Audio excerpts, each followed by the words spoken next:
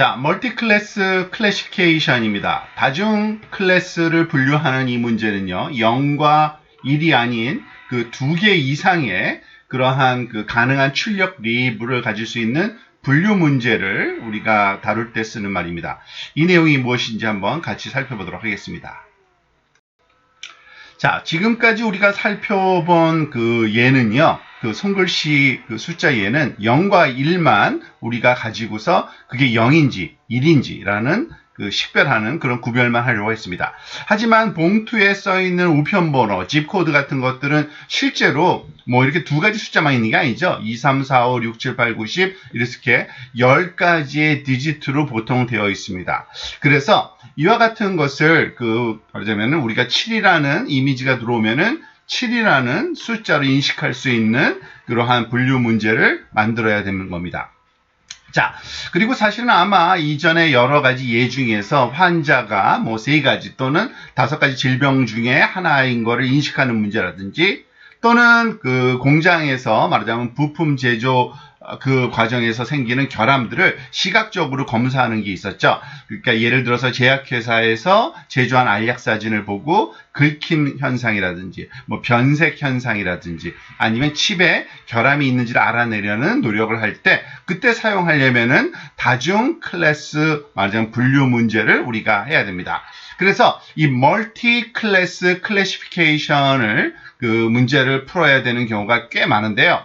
이것이 이전에 우리가 했던 바이너리 클래시피케이션과 가장 다른 점은 그 타겟 Y, 목표로 삼는 그 라벨 값 Y가 하나가 아닌 두 가지가 아닌 두 가지가 바이너리 클래시피케이션이죠. 제로 또는 1인 게 그거 이상의 여러 개의 말하자면 값을 취할 수 있는 그러한 문제들을 멀티 클래스 클래시피케이션 문제라고 보통 우리가 얘기를 합니다.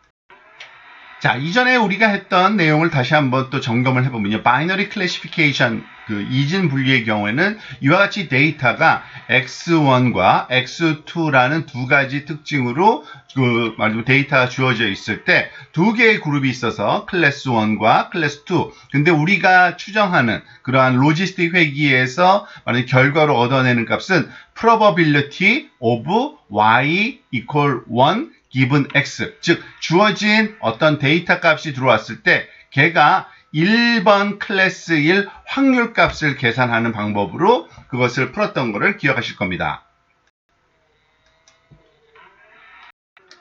다중 클래스 분류 문제는 대신에 그 다음과 같은 데이터셋을 갖게 됩니다.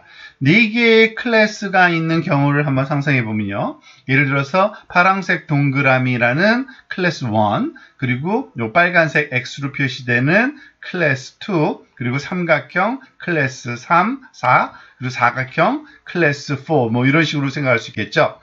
자, 그리고 단순히 그 Y가 1일 확률, 그죠? 이것과 그리고 또 Y가 2일 확률, 우리가 그것을 또 알고 싶고요. 그리고 Y가 3일 확률, 그리고 Y가 4일 확률, 주어진 그 입력 특징 벡터 X가 있을 경우에 이러한 값들을 구하고 싶은데 이제 다음 영상에서 이제 배울 알고리즘이 우리가 X1과 X2라는 두 가지 특징으로 주어지는 공간에 이 두 개가 아닌 이런 4개의 카테고리로 나누는 이와 같은 뭐 결정 경계겠죠? 이런 결정 경계를 학습할 수 있다는 것을 알게 될 겁니다. 이게 다중 클래스 분류 문제의 정의고요. 다음 영상에서는 로지스틱 회귀 알고리즘을 일반화해서 소프트맥스 회귀 알고리즘이라는 것을 우리가 살펴볼 겁니다. 그것을 활용하면은 멀티클래스 분류 문제를 수행할 수 있는데요.